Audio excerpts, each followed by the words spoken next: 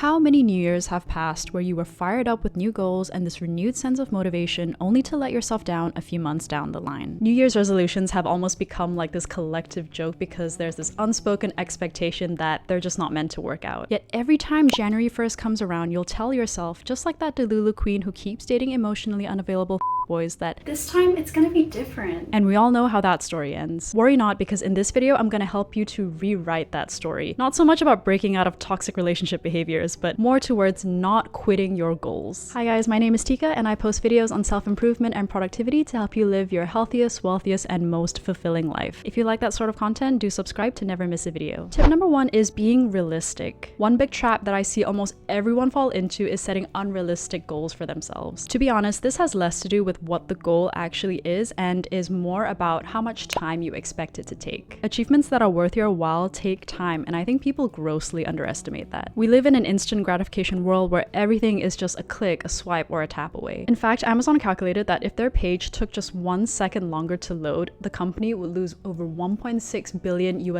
in sales every year. So whether your goal is to become like a Gymshark athlete or a multi-millionaire business owner, these dreams will take time, and in fact, usually they'll take at least a few years, if not a few decades, to achieve. We're always bombarded by stories of seemingly overnight successes on social media, but what we don't see is the actual hours, months, years that it took for them to get to that point. So make sure that you set a realistic time frame for yourself, otherwise you're just gonna become super demotivated and constantly thinking, why am I not there yet? Number 2 is to break down your goals into smaller tasks. This approach makes progress feel a lot more tangible and less overwhelming. Just as a random example, let's say your goal is to reach 1 million subs on YouTube in a year. And that's a really big, daunting goal just on its own. And obviously there are a ton of steps that you need to take and a bunch of hurdles that you need to overcome between now and that end point. So what you can do is just break it down. You could do it like this, where let's say this month I want to focus on improving my video editing. And then in the next 3 months, I'm gonna save up to buy a new camera. And then next week I'll take a course on camera confidence. Having a game plan where you break everything down into small subsequent tasks will help you to focus on the next step as opposed to feeling overwhelmed by the entire staircase. Tip number 3 is to set action-orientated goals and not outcome-orientated goals. You can't control or guarantee the outcome, but what you can control is the steps that you're going to take every single day to get to that outcome. Take my previous example of wanting to get to 1 million subs in a year. This is an outcome-orientated goal. You can't really guarantee that you'll get to 1 million subs in a year or anywhere even close, but what you can guarantee is the actions that you will take. So an action-orientated goal would be to post on YouTube every single week for the next year. There's a real danger with outcome-orientated goals in that you can very easily get demotivated if you feel like you're no longer on track. So for example, let's say you've got 3 months to reach your target of 1 million subs and you're still only at 10K. Obviously at that point, you're just gonna get so discouraged, and what most people do when they feel like their goal is no longer attainable is to just simply give up. So in this example, you just stop posting videos completely. Next is on overcommitting. This is doing too much too soon, which will eventually lead to burnout and you quitting. So with my fitness journey, I decided to start off with something more reasonable, and I dedicated 3 times a week to going to the gym. And from what I heard, 3 times a week is apparently the bare minimum that you should be doing in order to see any sort of tangible results. But at the time, I really didn't care that I was doing the bare minimum. All I cared about was that I was just doing it and that I had started in the first place. When I was able to commit to going 3 times a week for about 3 months, that was when I decided to increase that and go 4 times a week, because I noticed that my body was getting stronger and that I could take it. And after about 6 months of going 4 times a week, that was when I decided to start my bulk, and I've increased that now to 5 times a week. So the point here is to just start doing the thing, and you can always increase the duration or the frequency over time at a point where you're ready. And this is so you don't overwhelm yourself by doing too much. Number 5 is to ignore your feelings / sucking is inevitable. As humans, our emotions tend to heavily influence our decisions and our actions, and in psychology, this cognitive bias is called the affect heuristic. I talk about cognitive biases in more depth in one of my other videos, so if you want to go check that out, I'll put a link on the screen here and in the description below as well. The affect heuristic is especially relevant when you're just about to quit something. But here is an honest truth. At some point in your journey, you are going to feel out of your depth. You're going to feel discomfort, uncertainty, doubt, and fear. When you're first starting out with anything, you are going to suck, and that's just a fact of life. I think we all have this deep aversion towards sucking at something, and I do feel it's because of social media and how it portrays a perfect image of everyone's lives with no mistakes and everything's all sanitized, but none of it is actually real. Here's another truth. No one feels good about themselves when they're doing something that they don't find easy or enjoyable. You just gotta remind yourself that these emotions will pass as soon as you reach a certain level of mastery. So what you should do is just to keep showing up and to keep trying. And after a while, it really won't feel so bad because you would have gotten better at the thing to the point where it does become enjoyable. When I first started making videos on YouTube, it was such a steep learning curve for me, and I won't lie and say that I loved every single aspect of it because I was so out of my depth and I had so many things I had to learn. But once I got used to writing scripts or editing videos or talking in front of a camera, all of that became more enjoyable over time. Recognize that your feelings are just temporary and that honestly feelings don't really have much meaning unless we assign meaning to them. Next is on building a support system. At the start, YouTube was a very lonely journey for me, and I literally did not know a single other person that was doing content creation. But then after a while, I started meeting people online and making friends in the YouTube space, and honestly, that has been such a massive game changer for me. It's so comforting to know people who are going through the same hardships as you are and who completely get where you're coming from. It makes you feel a little less like you're going crazy. And also having like-minded peers around you can be a really great source of motivation because then they can act as your accountability partners. Another thing you can do is to get a mentor or a coach. Learning one-to-one from someone who has been in your position before but who has also achieved what you want to achieve can be super valuable. They can give you very specific advice on how to overcome certain roadblocks, and it'll save you a whole bunch of time because you don't have to go and do that trial and error all on your own. You can just learn from the experience and the advice from that mentor or coach. You could also join a mastermind group, and basically this is a group of peers who meet up on a regular basis who are working towards similar goals, and you can give each other advice and support. It's similar to mentoring in a way, but instead of it being like a one-to-one setting, you'll have 5 or 6 people in a group, and each person will help to give advice as well as receive advice. This next one is about loss aversion, i.e. putting skin in the game. Putting skin in the game means putting down an investment up front. When I first started my fitness journey, I hired a PT right off the bat. Paying that money up front ensured that I wouldn't quit at least for the first 3 months. It was a lot of money, but that was how serious I was about getting into fitness and not quitting. Let's say you're looking to learn a new skill. Instead of learning it online for free by yourself, which you can pretty much do with anything these days, maybe consider taking classes or consider paying for a course that's going to teach you everything A to Z. Often when things are free, we don't take them as seriously, whereas when we pay for things, we feel this aversion towards wasting that money. So then we'll be more likely to see it through. Since we're getting to the end of the year, I'm pretty sure you guys have some exciting plans for what you want to achieve in 2024. Maybe you'd like to start a new hobby, or maybe you'd like to completely change careers. I'd love to hear what those are in the comments below. Okay guys, take care and see you in the next video.